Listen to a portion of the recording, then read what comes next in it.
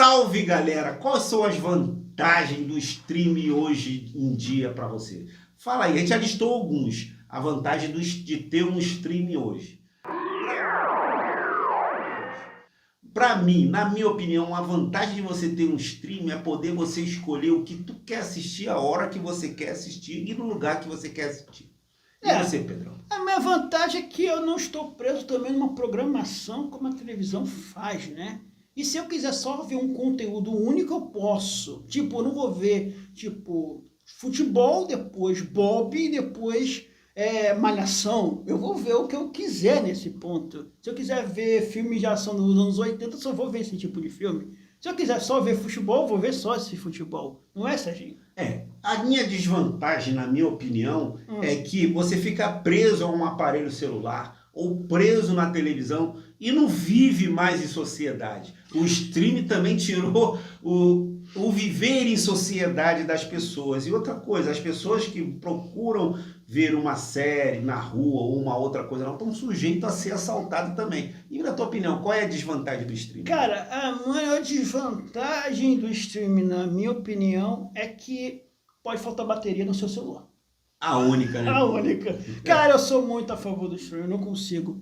É que talvez a geração que está atrás das câmeras, como o Fabiano, tem uma visão, né? Uma visão diferente, porque eles não viveram a nossa época de televisão, que a gente tinha que correr e chegar na escola e tomar seu todinho e ver o desenho no horário que tinha que ser 6h20, específico isso daí. Então isso dá trauma de vez em quando em algumas crianças. Não, eu assistia, eu chegava da escola correndo para ver Bom de Companhia, para ver Naruto, X-Men, então eu ainda peguei essa época. Mas para mim o streaming só tem vantagem. Principalmente porque a gente tem muito acesso a filme que a gente não teria se fosse esperar só passar na TV. Imagina se você ia querer ver um dorama. Qual TV ia passar um dorama? Globo? SBT? Quanto tempo tu ia esperar até o dorama chegar, até eles conseguirem o direito de transmissão aqui? Então o streaming hoje facilita, é como a internet. Ela facilita a nossa busca por algumas informações que a gente não teria se fosse depender só da TV. O maior exemplo que eu posso falar do Fabiano é que quando a gente passou pelo o mal do mundo, a pandemia, no caso, a Band ressuscitou os tokusatsu na época. E por um problema de direitos autorais e de luva, de coisa, a gente deixou de ver outros, entendeu? E tava dando audiência, não é? Não lembra disso, Serginho? Lembro.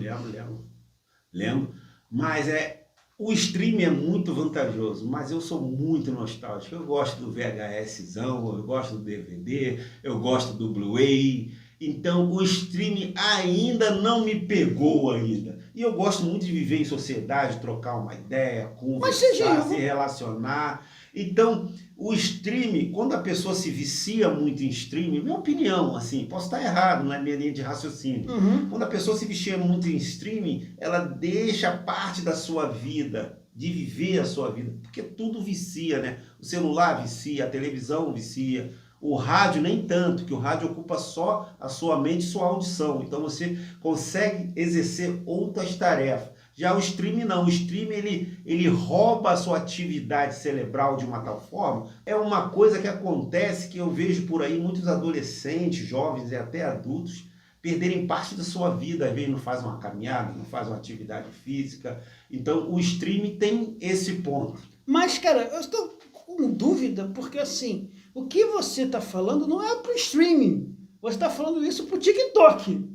E para as redes sociais em geral, não quero ser nenhum outro supremo que a gente saiba. Então, assim, eu não estou falando, você está jogando essa culpa, não é simplesmente no streaming. Não, Pedro, eu vou ser sincero para você, eu conheço pessoas, cara, que ficam 24 horas por dia.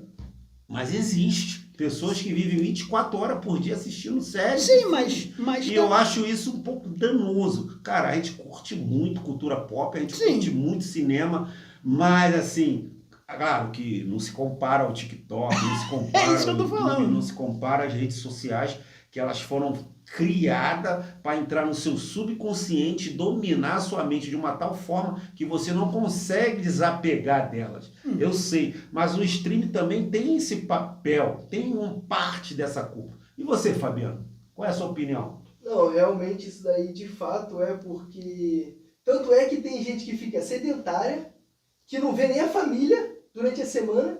Às vezes o pai ou a mãe leva comida, bota na porta, a criança só abre, ou adolescente, jovem, abre, pega e não tem convivência com a família, ou se vai falar alguma coisa, manda mensagem, telefone. E realmente, de fato, tem esse ponto negativo.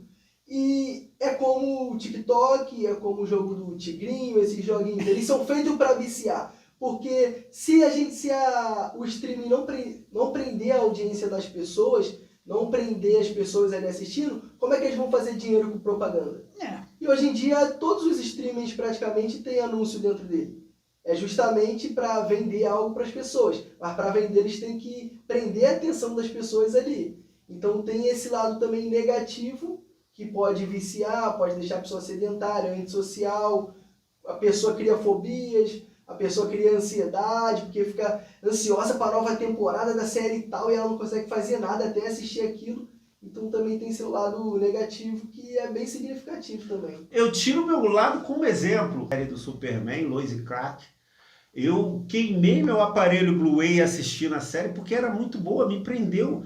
Tipo, 10 episódios de 50 minutos, eu fiquei assistir os 10 episódios de 50 minutos. Então eu tiro por mim. Às vezes tem tanto conteúdo bom mesmo, que atrapalha a sua hora do seu sono, a sua hora do descanso, a hora da tua atividade física, comparado a todas as redes sociais. Não tão danosa igual as outras são. Sim. Mas ainda tem esse problema por trás. Cara, é que assim, eu compreendo e entendo que vocês estão falando isso.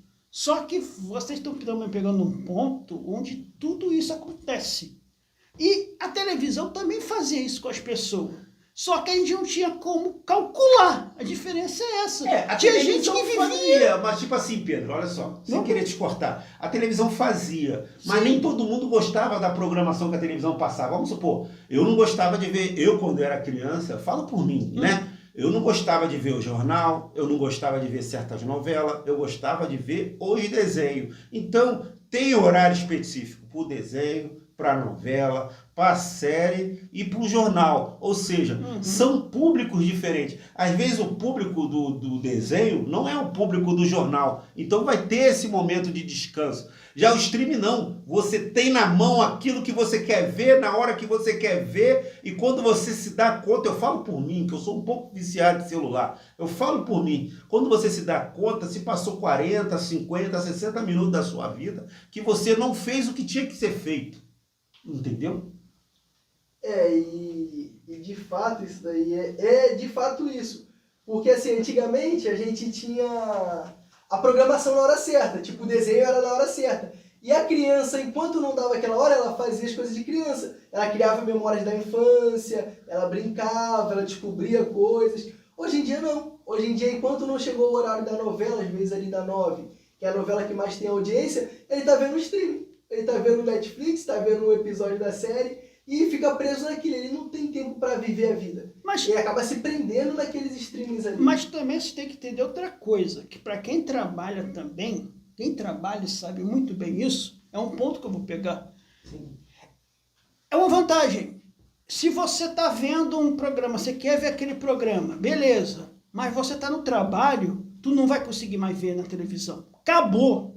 Se você vai ter uma reprise, vai. Mas daqui a 4, 5 anos. Essa é uma super vantagem. Eu acho que, tipo assim, antigamente, Pedro, a nossa stream era o VHS. Era o VHS. A gente programava o VHS para gravar a programação enquanto a gente não estava em casa.